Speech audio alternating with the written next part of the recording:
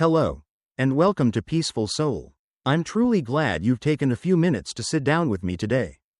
We're diving into a tough topic, one that might feel a little uncomfortable, but it's incredibly important: the gradual decline of critical thinking in a world that's loud, fast, and overflowing with information. Imagine waking up one day and realizing that most people around you have stopped asking questions. They accept headlines, short posts, or viral stories as truth. Critical thinking, the mental muscle that once helped us learn and grow, has become rusty. Replaced by snap reactions, herd mentality, and echo chambers. This doesn't mean people are stupid. The real issue lies in how the modern world is designed. Our brains weren't built to process endless streams of notifications and data. Neuroscientist Daniel Levitin pointed out that today we consume many times more information than just a few decades ago. Faced with overload, the brain takes shortcuts, trusting what feels familiar, following the crowd, or listening to authorities instead of analyzing carefully. I've met patients who put absolute faith in so-called miracle cures they read online, while rejecting treatments backed by real science. It's a clear example of how social proof, something that once helped our ancestors survive, has turned into a dangerous trap in the age of social media. Just because something has thousands of likes doesn't mean it's true. Technology itself is reshaping our brains. Marianne Wolf has shown that modern reading is mostly skimming, jumping from one tab to another. But critical thinking requires deep focus. If your mind is constantly interrupted by notifications and headlines, you gradually lose the ability to analyze. What's even more concerning is what Carl Sagan once warned: we're becoming more and more dependent on science and technology. Yet fewer and fewer people truly understand them. And when a society stops asking questions, it becomes easy to manipulate. So the real question you need to ask is, who benefits when we stop thinking for ourselves? That's why today's topic isn't just academic or philosophical. It's directly tied to the decisions you make every single day, from your health choices, to the information you trust, to the way you raise your kids. And if you stay with me until the end, I believe you'll walk away with tools and insights to rebuild that muscle of critical thinking, so you can live with more freedom and clarity in this complex world. We can't ignore the economic forces behind the disappearance of critical thinking. Media companies, tech giants, even the healthcare industry all benefit when you believe quickly, buy quickly, and act quickly. Advertising never encourages you to ask questions. It always creates urgency. Only today. Buy now. Over time, this conditions us to make decisions without analysis. Dr. Allen in Boston once pointed out that when people are under time pressure, they choose emotion over reason. That's why shopping websites often feature countdown clocks. Eventually, this builds a lifestyle where questioning simply disappears. Another issue is the generational gap. In the past, kids learned slow, reflective thinking from grandparents and parents, through conversations and books. Today, a teenager might scroll through hundreds of short posts in a single day but can't stay focused on reading one book in a week. I once assigned my medical students a 15-page study, and many gave up after just 3 pages. They admitted they'd rather look up a quick summary online. This isn't their fault, it's the digital environment. The brain adapts to speed but loses its ability to go deep. In the US, there's also a strong social pressure, the fear of being isolated. In many companies, employees stay silent even when they know the boss is wrong, afraid of losing their job or being shunned by coworkers. That's groupthink, a syndrome where an entire team heads in the wrong direction, and no one dares to speak up. The 2008 financial crisis was one of its biggest consequences. The irony is that we've never had so much information in history. Yet we've also never been so short on critical thinking. A Stanford study found that over 80% of American high school students couldn't tell the difference between real news and sponsored content. If young people grow up like this, our future society will value attractiveness over truth. So, is there a way to resist? The answer is yes. But first, we must understand that critical thinking is like a muscle. If you don't train it, it will waste away. And maybe you should ask yourself, when was the last time you truly read through an entire document, analyzed it, and asked hard questions? If it's been a long time, you're not alone. Because all of society is being swept away by the current of speed, losing the most valuable thing of all, the ability to think independently. When we talk about the disappearance of critical thinking, we can't ignore the role of the education system. In reality, modern schools, especially in the US, were never designed to nurture independent thought. They were built to train people to follow orders, be on time, and fit smoothly into the machine. If you look back at history, public schools were born during the Industrial Revolution not to create thinkers, but to produce disciplined workers. The school bell mimicked the factory whistle. Students sat in straight rows like an assembly line. Exams rewarded repetition and accuracy, not originality. A veteran teacher in Chicago once told me, "I want to teach my students how to think, but the system only allows me to teach them how to pass tests." Kids who ask, why, are often steered back into the preset format. The spark of critical thinking gets snuffed out right inside the classroom. As John Taylor Gatto once wrote, schools don't teach kids how to think. They teach them how to obey. Harsh words, but anyone who spent 12 years in the system knows the truth in them. You get rewarded for memorization, not for fresh ideas. Challenge a teacher, and you risk being labeled disruptive. I remember a student named Mark who wrote an essay that went against the textbook's perspective. His arguments were solid, but he got a C simply because his work didn't fit the lesson. Mark told me he learned one thing: pleasing the system mattered more than seeking the truth. Countless American students grow up with that same lesson. Then there are standardized tests like the SAT and ACT. They don't measure creativity or critical thinking, they measure how well you can memorize and repeat. When everything comes down to a score, students avoid risk, and critical thinking always carries risk: being wrong, being opposed, or being marked down. So the safest move is submission. Ask yourself, when was the last time you were praised in school for thinking differently?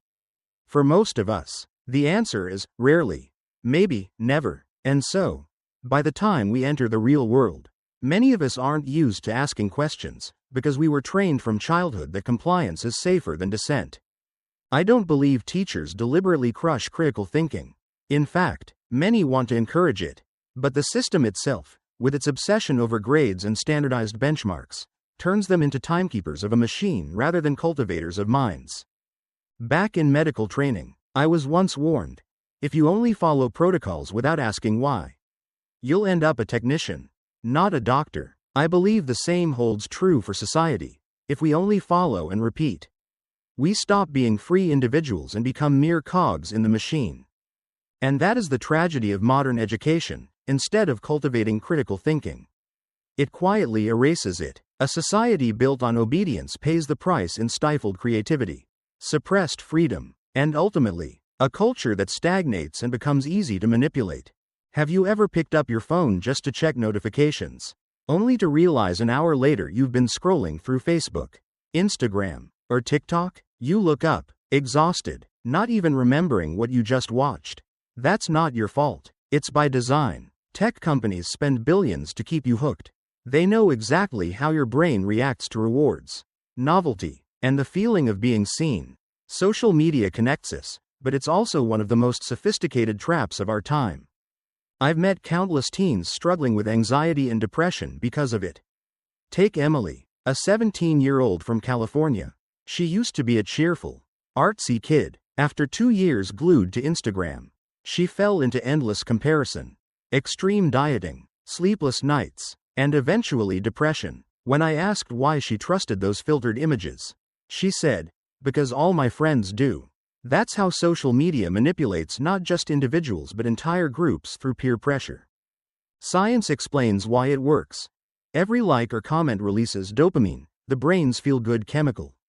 But like any addiction, the more you get, the more you crave. A photo with 50 likes feels amazing. The next one with only 30? Suddenly disappointing. That's how social media turns us into addicts for approval.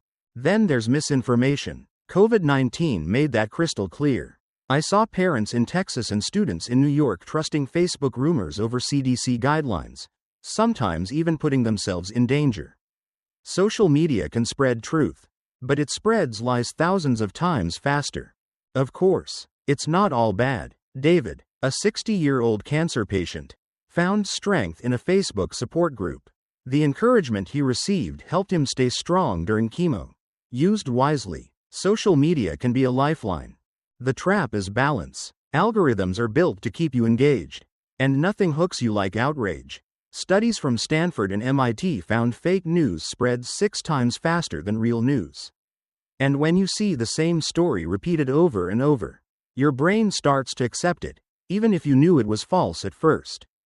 Teachers are noticing the effects too. A Boston teacher told me her students can't focus for more than 10 minutes without checking their phones. MRI studies show heavy social media use reshapes the brain regions tied to focus and emotion. In other words, it's rewiring an entire generation. Here's the truth. Social media isn't pure evil. It's more like a powerful drug. In the right dose, it connects, educates, and uplifts. Abuse it, and you risk distraction, anxiety, depression, and even manipulation of your beliefs. I often tell my patients, social media is like a scalpel in a doctor's hands. It saves lives. In the wrong hands, it cuts deep. And that leads us to the next trap. How social media doesn't just manipulate emotions, it reshapes truth and belief itself. There's a hard truth many of us don't want to face. We no longer decide for ourselves what's true and what's false. Most of what we believe, share, or even argue about with friends and family is shaped by what we see on social media. And the problem is, social media doesn't just reflect reality, it edits, distorts, and sometimes twists it so subtly that even smart people struggle to tell the difference. Think back to the heated debates on Facebook and Twitter during US elections. Half the country was convinced one candidate was a liar. The other half swore the opponent was corrupt. Where was the truth? Sadly, most people only saw the truth the algorithm wanted them to see. Tech companies know divisive content keeps you scrolling longer by triggering strong emotions. Over time, social media becomes a belief bubble, where each person lives in their own version of reality, complete with alternative facts. I'll never forget a patient of mine, Mark, 45, from Florida. He wasn't struggling with a medical condition, but with family conflict. He had fallen deep into an online conspiracy theory, and it caused constant fights at home. When I asked, Mark, what scientific evidence makes you believe this? He answered, I saw thousands of people online who agree. It has to mean something. His response highlights the trap. When information is repeated often enough, our brains treat it as true, even if it's completely made up. Psychologists call this the illusion of truth effect, a weakness easily exploited in the digital age. And it's not just adults. Sarah, a college freshman in New York, once told me she believed vaccines caused infertility because of a series of viral TikTok videos. When I showed her CDC and WHO research, she hesitated, then admitted the videos felt more convincing than the data. That's the danger. Beliefs are no longer anchored in evidence, but in emotions that are deliberately manipulated. Science backs this up. A 2018 MIT study analyzing hundreds of thousands of tweets found that false news spreads 6 times faster than truth. Not because people love to lie, but because false stories are often shocking, dramatic, and emotionally charged. And when emotion takes over, fact-checking takes a back seat. Now imagine living in a small Ohio town where nearly everyone shares the same kind of Facebook posts. Day after day, your feed shows only one perspective. Soon, you're convinced the whole country thinks like you. That's the echo chamber effect, where opposing voices are silenced, and your own beliefs are amplified until they feel like universal truth. The result? A fragmented, polarized society that can no longer have real conversations. I've even seen this play out in medical settings. During the pandemic, some of my fellow doctors leaned on closed online groups for treatment advice instead of published clinical data. They trusted personal anecdotes on Facebook more than peer-reviewed studies. And when science gives way to emotional belief, patients pay the price. The saddest part? Most people don't even realize they've been manipulated to the point of losing their ability to think independently. So why are we so easily swayed? It comes down to how the brain processes information. Humans don't naturally seek truth, we seek certainty. In a confusing, complex world, we crave simple, clear answers. And social media delivers exactly that. You'll see endless short videos promising that this one thing causes all disease, or the government is hiding the real truth. These stories are simple, memorable, and seductive. Complexity gets tossed aside, replaced by a false sense of clarity. The danger grows when this manipulation seeps into major societal decisions. A Stanford study showed that online misinformation can directly influence how people vote. If your view of a candidate or policy is based on falsehoods, your vote will be too. And when millions are misled in the same way, the outcome of an election, or even the future of a nation, can be reshaped. But I don't want you to think it's hopeless. Awareness is already the first step to protection. Just like knowing fast food is high in saturated fat makes you eat less of it, realizing social media can manipulate your beliefs makes you more cautious. I often give my patients and students 3 simple habits. Pause before you share. Check the source. And always seek out one opposing perspective. It may sound small, but if more of us did this, society would be far less divided and much harder to manipulate. In the next part, we'll look at the long-term consequences of losing critical thinking in the digital age, not just for individuals, but for entire communities, from mental health to social stability. When people think about the loss of critical thinking, many see it as nothing more than a bad habit. But the truth is far more serious. It's a silent epidemic, slowly eroding our ability to think independently, leaving long-lasting cracks in both individuals and society. On a personal level, when we get used to accepting information without questioning it, our brain slowly loses its mental muscle, just like a body grows weak without exercise. A person who doesn't practice critical thinking becomes easy to manipulate. I once met Linda, a 38-year-old from Texas, who believed in miracle detox products she found online. She admitted there was no real science behind them, yet she spent thousands of dollars simply because they made her feel safe. That's the tragedy.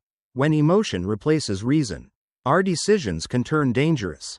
The loss of critical thinking also weakens mental health. Studies show that people who rarely question information are more prone to anxiety and depression, because they feel powerless in the face of the information storm. In that state, any simple answer, even if it's wrong, feels like something solid to cling to. And that's often the quickest path toward extremism. On a societal level, the damage is even greater. Communities without critical thinking are easily divided, manipulated, and steered by media. Recent U.S. elections have shown this clearly. When millions believe in alternative facts, society doesn't just disagree on opinions, it disagrees on reality itself. That erodes democracy and collective trust. The COVID-19 pandemic showed us the cost of this collapse. Hundreds of thousands of deaths could have been prevented if more people had asked questions and fact-checked, instead of believing misinformation. And the damage isn't limited to health, it also stifles creativity. If an entire generation only trusts what the algorithm feeds them, who will dare to question or create the kind of groundbreaking ideas that gave us Darwin or Einstein? Even close relationships can be destroyed. I once met 2 brothers in Chicago who hadn't spoken for 3 years because of political disagreements, rooted entirely in what they had consumed online. When beliefs are manipulated, it's not just society that fractures, but families too. Most dangerous of all is the paralysis of collective intelligence. A society that can't think critically becomes a ship without a rudder, easily steered by power, not evidence. And in many parts of the world, this is already happening. The point I want to stress is this: losing critical thinking isn't just today's problem. It's a dangerous legacy we pass to the next generation. If children aren't taught to ask questions, the future will be filled with citizens who are easy to control. And in an increasingly complex world, a society like that won't survive for long. In the next part, we'll explore solutions, how we can rebuild and nurture critical thinking, creating a kind of intellectual immune system, strong enough to resist manipulation in the digital age. Hello again, and welcome back to Peaceful Soul. In this part, we're not just going to talk about the problem, we'll focus on practical solutions to restore and strengthen critical thinking. A lot of people think critical thinking is something complicated, but in reality, it starts with small habits. Learn to ask questions. Who is saying this? Is there evidence? What's the motive behind it? Even simple steps, like comparing 2 independent sources, can completely change the way we see the world. Research from Stanford has shown that with just a few weeks of training, students became twice as careful when evaluating information. This proves that critical thinking isn't some innate talent, it's a skill anyone can develop. Another powerful method is joining discussion groups. When we read, debate, and listen together, we learn to reason based on facts, not just emotions. This doesn't just sharpen the mind, it also builds positive social connections. Early education is crucial too. When children are encouraged to ask questions and analyze ads or fake news, they carry that media awareness into adulthood. And here's a practical tip: control your social media time. Cutting down by just 1 hour a day and replacing it with books, articles, or quality podcasts can make you calmer and less likely to be drawn into extreme arguments. Add one more small habit: pause for 10 seconds before you hit share. That simple step can drastically reduce the spread of misinformation. Another great tool is reflective journaling. Writing down your thoughts and feelings when you consume news helps separate emotions from reasoning, giving you a clearer view of truth versus personal belief. The most important thing to remember is this: critical thinking is like a muscle. The more you train it, the stronger it gets. With small, daily habits, we can reclaim clarity in this noisy, chaotic world. And before we wrap up, let me remind you, critical thinking isn't something distant, it lives in every daily choice. If today you simply pause for a few seconds before sharing, or ask yourself, who's saying this, and why, you're already helping build a wiser society. If you found this video helpful, don't forget to hit like, subscribe, and share it with your friends and family. Who knows? Maybe one small shift in thinking today could create a healthier society tomorrow.